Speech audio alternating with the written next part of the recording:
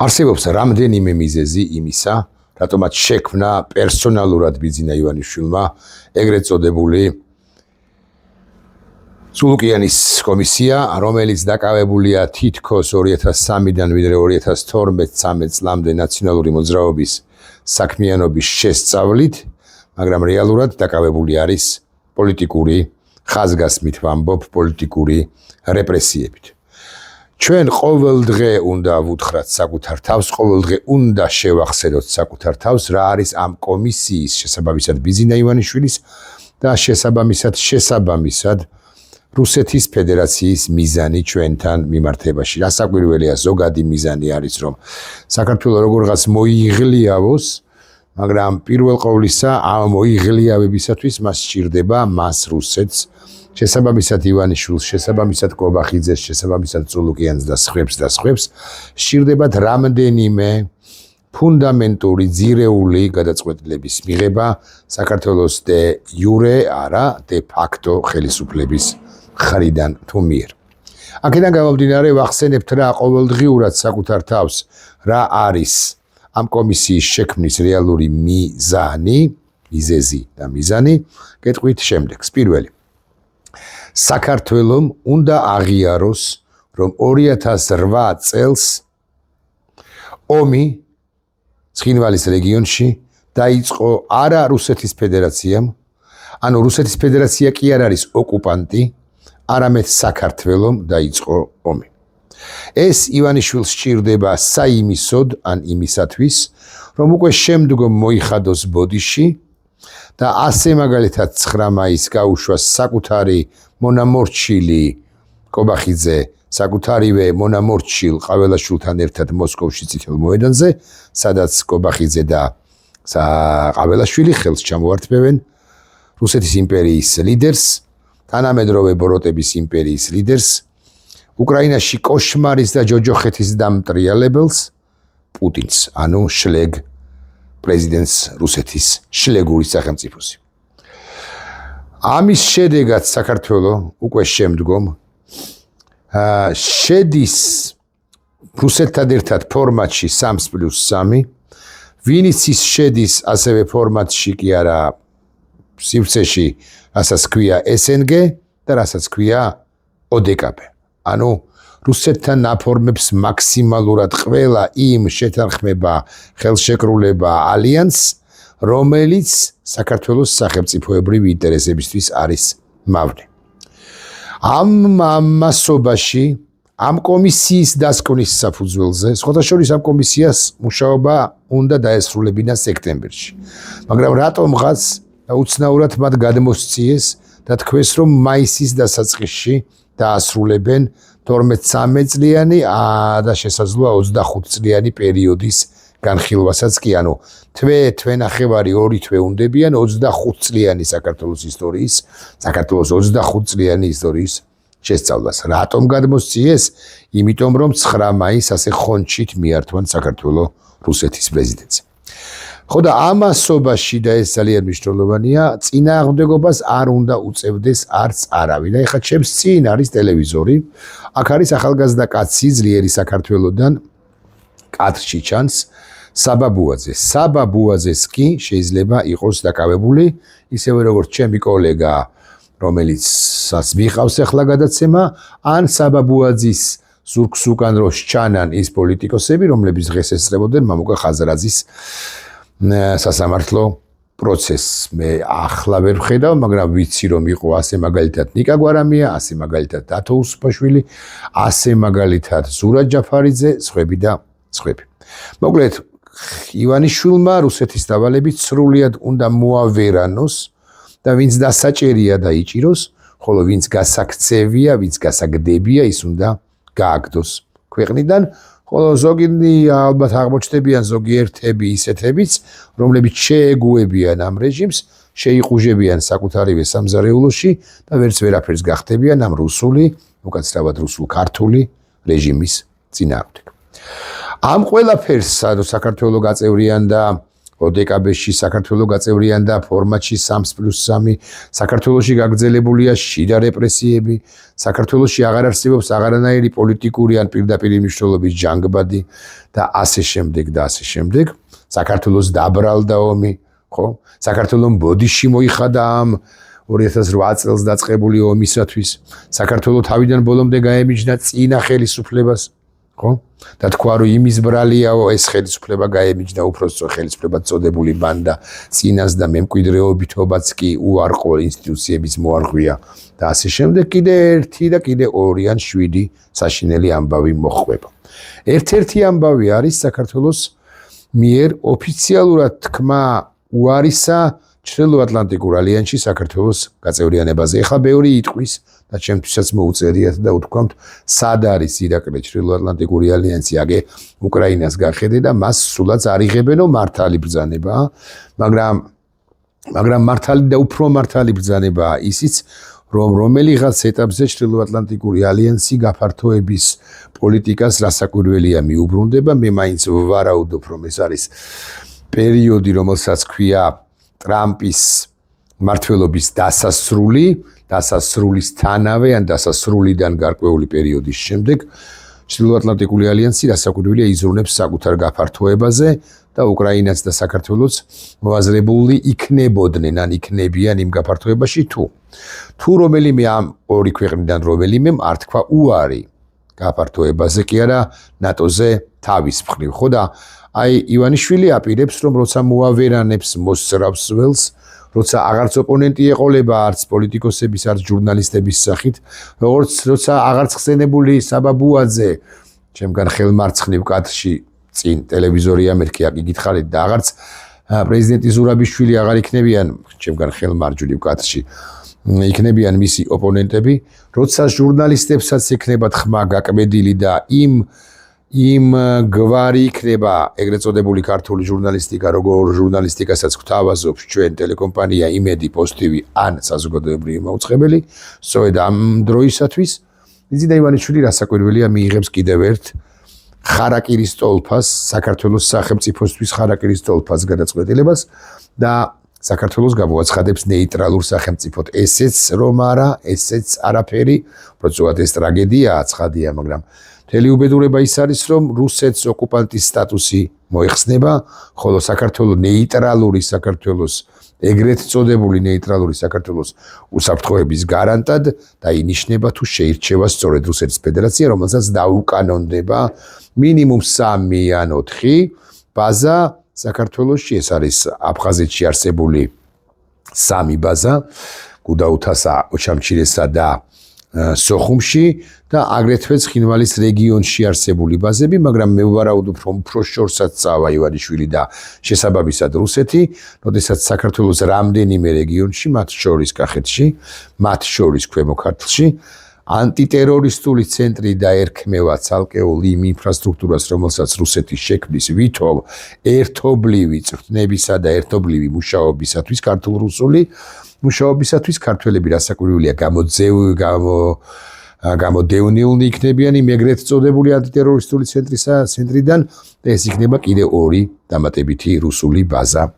ანუ ჩვენ ვამბობთ უარს პირველი ევროკავშირზე 28 ნოემბერი, ჩვენ ვიტყვით ასე 28 ნოემბერს მიმდინარე წლისა უარს ოფიციალურს ნატოზე, ჩვენ ვიქნებით 3+3-ის წევრი, ჩვენ ვიქნებით SNG-ს და DST-ს წევრი, ჩვენთან არიარსებებს, ახლა უკვე ელენე ხოშტარია ჩემგან მარჯვნივ ტელევიზორში კადრში, მისი დაკავების კადრია, იცით თქვენ რომ საოცარიდან არნახული 21 საუკუნისათვის ყოველ შემთხვევაში არნახული შეურაცხყოფა მიაყენეს მას და ღირსება შეულახეს. პოლიტიკური ოპოზიცია არ აქვს, მედია არ არსებობს და ასე შემდეგ და ასე შემდეგ და კიდევ ერთი და კიდევ ბევრი უბედურების ჩამოსახელება თუ ახსენება შეიძლება, ამ უბედურებებზე ლაპარაკი შეიძლება რასაკვირველია. ახლა ამასობაში მოდი ვიყოთ გულახდილნი, რომ ქართული ოპოზიციური პოლიტიკური სპექტრიც ჯეროვნად ან სათანადოდ ჯეროვნად ვერ პასუხობს არსებულ ქართულ-რუსულ ოცნებას და ბოლომდე ადეკვატური შესაძლო არის, მაგრამ ბოლომდე ძლიერი ან კმარი ან თვითკმარი არ არის, რომ ღირსეულად შეუპირისპირდეს ბიძინა ივანიშვილს და მის რეჟიმს. ეხლა მე რომ გითხრათ, რომ მე ვიცი რა უნდა ქნას მეთქი ქართულმა ოპოზიციურმა სპექტრმა, ტყუილი გამომივა, არ ვიცი, გულახდილად გეტყვით, თუმცა ვისურვებდი, ცხადია, ყველას გვაქვს ჩვენი მოსაზრებები, მაგრამ ესე დაბეჯითებითი ცოდნა ამასთან დაკავშირებით კი არა მაქვს, მაგრამ ვისურვებდი, რომ ქართული ოპოზიციური სპექტრი იყოს, მოდი ასე ვიტყვი, უფრო მკვეთრი და მასში ეჭვი არ ეპარებოდეს საზოგადოების ერთ ნაწილს. ეხლა ჩემს წინ ამავე ფორმულაზე გამოჩნდა ირაკლი კიკნაველიძესთან გია ხუხაშვილის ჩართვა, საკუთარი სახლიდან ერთვება, როგორც ჩანს ბატონი ხუხაშვილი, ისიც სიმართლე გითხრათ ძალიან ხშირად ამახვილებს ყურადღებას სწორედ ოპოზიციის უუნარობაზე და ალბათ მართალი არის ბატონი ხუხაშვილი. ეხლა როგორ უნდა გაძლიერდეს ოპოზიცია, ამაზეც კი მინდა ორი სიტყვის თქმა, მაგრამ ვიტყვი, მოდი ასე ვთქვათ. პირველი, იმისთვის რომ მართლა ახალი ფურცლიდან დავიწყოთ ჩვენ, ოპოზიციამ დაიწყოს ან ქართულმა საზოგადოებამ და ახალი ტალღები დაიწყოს ჩვენს ქვეყანაში და პოლიტიკოსები ინტეგრირდნენ იმ პროცესში, რომელიც მიმდინარეობს ქუჩაში და 125-126 დღეა, ანუ წარმოიდგინეთ უკვე 4 თვეზე მეტია მიმდინარეობს პროცესი 28 ნოემბრიდან გასული წლისა. პოლიტიკოსებმა ადეკვატური ერთობლივი განცხადებები უნდა გააკეთონ იმ საკითხებზე, რომლებზეც ისინი თანხმდებიან და არ გულისხმობ მხოლოდ საგარეო საკითხებზე ერთობლივ პოზიციას ან საგარეო ვიზიტებს, რაც ცხადია, კარგია, იმიტომ რომ ევროპას და დასავლეთს უნდა დაბუმტკიცოთ კიდევ ერთხელ ან მუდმივად, რომ არ სცნონ ეს არალეგიტიმური რეჟიმი და მხარი დაუჭირონ ქართველი ხალხის ბრძოლას თავისუფლებისათვის, რუსეთისაგან ივანიშვილისაგან თავისუფლებისათვის. ეხლა რა არის ეს ფუნდამენტური საკითხები, რომელთა ადრესატიც სხვადასხვა შემთხვევაში სხვადასხვა პირია. ასე მაგალითად, ამას ვაწვევი უკაცრავად სიტყვისთვის ბოლო რამდენიმე დღეა. ვინაიდან და რადგანაც არსებობს პრობლემა იმგვარი ცალკეულ პოლიტიკოსებთან იმართებაში, მათივე ამ ცალკეული პოლიტიკოსების ადრეული გამონათქვამების და მოსაზრებების გამო, რომ ომი დაიწყო თუ არა საქართველოს, დაიწყო თუ არა რუსეთს, ვინ დაიწყო ომი და ასე შემდეგ და ვაღიაროთ, რომ პოლიტიკოსების ნაწილს აქვს გარკვეული შეცდომები დაშვებული წარსულში, დეკლარაცია, ქარტია, ალბათ უფრო დეკლარაცია, დოკუმენტი, კომუნიკე, რაც გნება ღვთის დაარქვით, რომელიც უნდა შეიქმნას პრეზიდენტ ზურაბიშვილის თაოსნობით, უნდა ამ დოკუმენტში უნდა იყოს ჩაწერილი ერთ-ერთ თუ მთავარ მუხლად არა შემდეგი წინადადება. ომი 2008 წელს დაიწყო რუსეთმა, ის არის ოკუპანტი და მე ამას ვაწერ ხელს. მე პრეზიდენტი ზურაბიშვილი, მე პრეზიდენტი მარგველაშვილი, მე პრეზიდენტი სააკაშვილი, მე პრემიერ-მინისტრი ამადამგვარის წარმომადგენელი, მე თავდაცვის ყოფილი მინისტრი, მე და ასე შემდეგ, მე პოლიტიკოსი, მე თუნდაც არა პოლიტიკოსი, მაგრამ ახლა აქციაზე მდგომი პაატა ბურჭულაძე, აქტიურ ადამიანებზე საუბრობ. პირველი მუხლი ან ერთ-ერთი პირველი უნდა იყოს ეს. მეცაც გეტყვით, ჩემი აზრით, არა მხოლოდ 2008 წელზე უნდა იყოს გამახვილებული ყურადღება, არამედ გამახვილებული ყურადღება უნდა იყოს 1990-იან წლებზე, 92-93 წლებზე, იქაც უნდა სახელდება მოხდეს რუსეთისა და უნდა ითქვას, რომ რუსეთმა დაიპყრო საქართველოს ოკუპაცია მოახდინა საქართველოს ერთი ნაწილისა, ჯერ კიდევ 90-იან წლებში, აფხაზეთისა და ცხინვალის რეგიონისა და იმ ომებშიც არავითარი სეპარატული ძალები არ არსებობდნენ რუსეთის გარეშე, უბრალოდ დაეყრდნო მათ, გამოიყენა მათ რუსეთმა, გამოიყენა ისინი რუსეთმა და ახლა ეს კადრებს ვუყურებ, როგორ ჩხუბობს აწუყე სუსის უფროსი ბატონი ოხანაშვილი სადღაც პარლამენტში უჩხუბია, არ იჩხუბებდა თუ რა. ხო. რუსეთის აგენტს რო ნიშნავს საქართველოს სუსის უფროსად, ეს კიდე ცალკე ამბავია. მოკლედ 90-იან წლებშიც დაიწყო, არათუ 90-იან წლებში 1921 წლიდან ის არის საქართველოს ოკუპანტი. არათუ 21 წლიდან, არამედ 1801 წლიდან არის ის საქართველოს ოკუპანტი. შესაბამისად, ეხლა რომ გამოვაკლოთ, თუ გდებავთ, არ გამოვაკლოთ, 1800-დან 2000-მდე იქნება სრული 2 საუკუნიანი 200 წელი, 225 წელიწადია საქართველოს არის რუსეთის ოკუპანტი თუ მეტი არა, მტერი საქართველოსი. აი მეორე პუნქტი აი ამ ცნობილ, კი არა, ჩემს მიერ ხსენებულ სასურველ დეკლარაცია კომუნიკე დოკუმენტში უნდა იყოს ეს. მესამე, ბევრი საყვედურობს, რომ მიხეილ სააკაშვილს შენო მუდმივად აიგნორებო, არ ახსენებო. არა, მიხეილ სააკაშვილს დადებით კონტექსტში ვახსენებ ყოველ შემთხვევაში ამ ვიდეო ბლოგში და ვიტყვი, რომ მესამე თუ მეოთხე პუნქტი უნდა იყოს, რომ მიხეილ სააკაშვილი არის პოლიტიკური პატიმარი და მიხეილ სააკაშვილი უნდა განთავისუფლდეს უპირობოდ.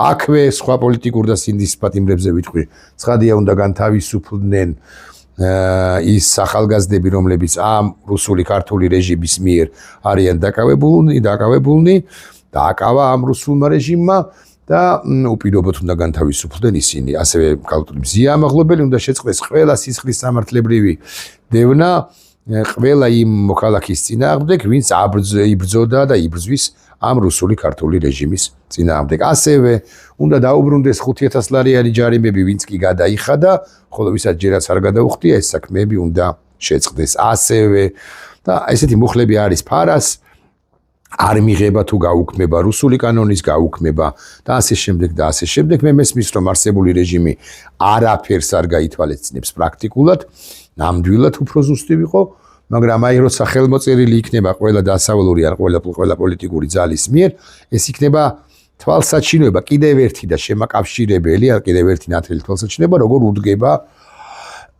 როგორ უყურებს, როგორ აფასებს, როგორ განიხილავს ამა თუ იმ საკითხს არსებული პოლიტიკური სპექტრი და არა მხოლოდ პოლიტიკური სპექტრი, ეს დოკუმენტი უნდა იყოს ღია, უკლებლივ ყველასათვის, ვისაც ამ დოკუმენტთან მიერთების ამ დოკუმენტზე ხელმოწერის სურვილი და შესაძლებლობა სურვილი ექნება.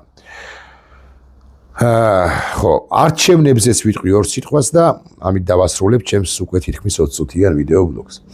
არა, ჩვენ სულ მუდმივად საუბრობთ, რომ აი 2 მოთხოვნა გვაქვს თუ შესაძლოა 3. რომ თავისუფლება პოლიტპატიმრებს, სინდის პატიმრებს და დაინიშნოს ახალი არჩევნები. მე ცოტა განსხვავებული, არა მეინსტრიმული აზრი მაქვს ამასთან დაკავშირებით.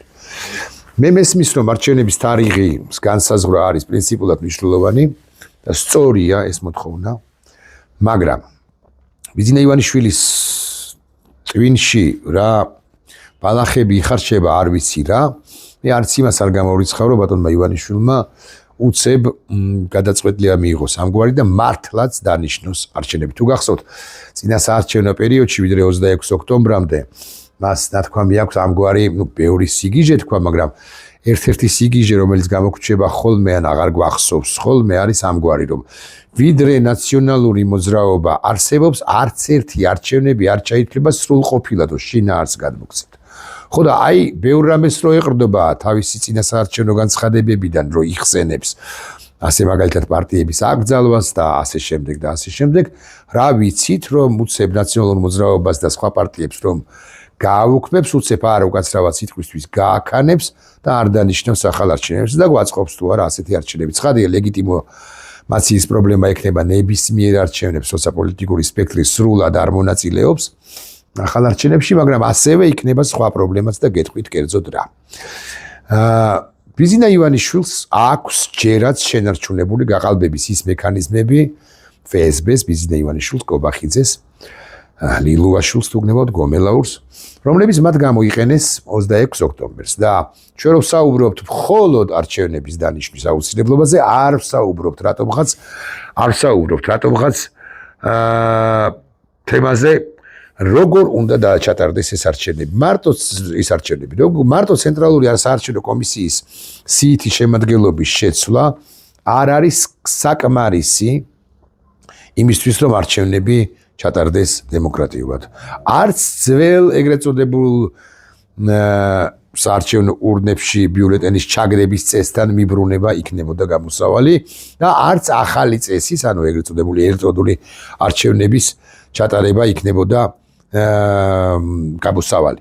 მთელი სისტემა შესაცვლელი და და არც ერთი ჩვენგანი არ არის დარწმუნებული და ვერც იქნება იმასთან დაკავშირებით, რომ არსებული ხელისუფლება წოდებული ბანდა რომელიმე 1-5 თუ 17 მექანიზმს არ გამოიყენებს არჩევნების დანიშნვის შემთხვევაში, სულ რომ ბრჭყალებში დემოკრატიულად ჩაატაროს არჩევნები და ყველას მისცეს შესაძლებლობა არჩევნებში მონაწილეობის. ამიტომ პერსონალურად ჩემი მოსაზრებაა არაპოპულარული ვაღიარებ, მაგრამ მაინც ჩვენ უნდა შევქმნათ იმგვარი გარემო, როდესაც თავისი ნებით და ბარტობიძე და ივანიშვილი ამ გადაწყვეტილების მიმღები, თავისი ნებით ქართული ოცნება, ქართული რუსული ოცნება, ასე ვიტყვი, თავისი ნებით უარს ამბობს საარჩევნო რეგისტრაციაზე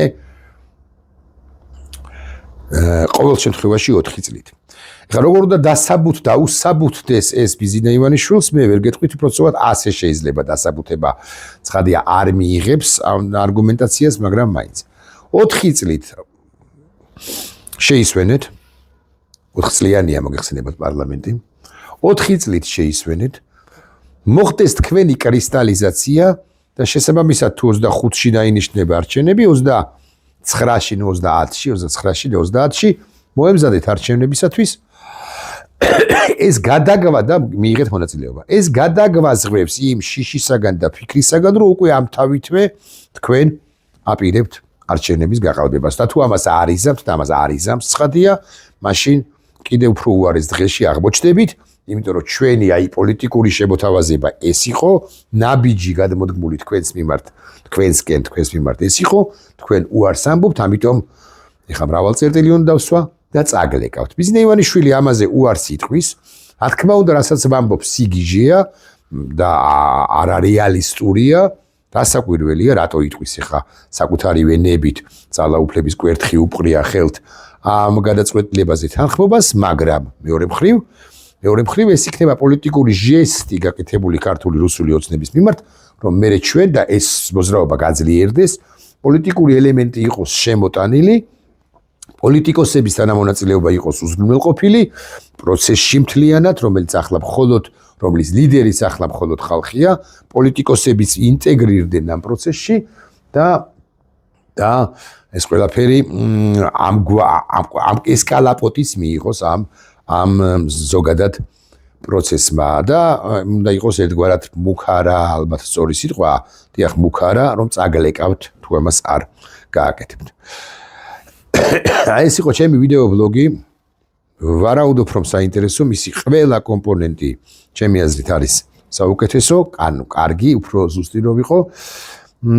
გავფრთხილდით და იცოდეთ, რომ ივანიშვილის აპირებს 9 მაისს, ეს ინფორმაციის დონეზეც ამაქვს თავისი ქვემდებარეების ყაველაშვილისა და კობახიძის გაგზავნას მოსკოვში წითელ მოედანზე და აპირებს დიდი რეპრესიების ჩატარებას, დაწყებას, გაგრძელებას უფრო და ის რაც დაწყებული აქვს, ხო, ეს მონაგონი იქნება, მაგრამ როგორღაც უნდა გაუძლოთ. ნახვამდის.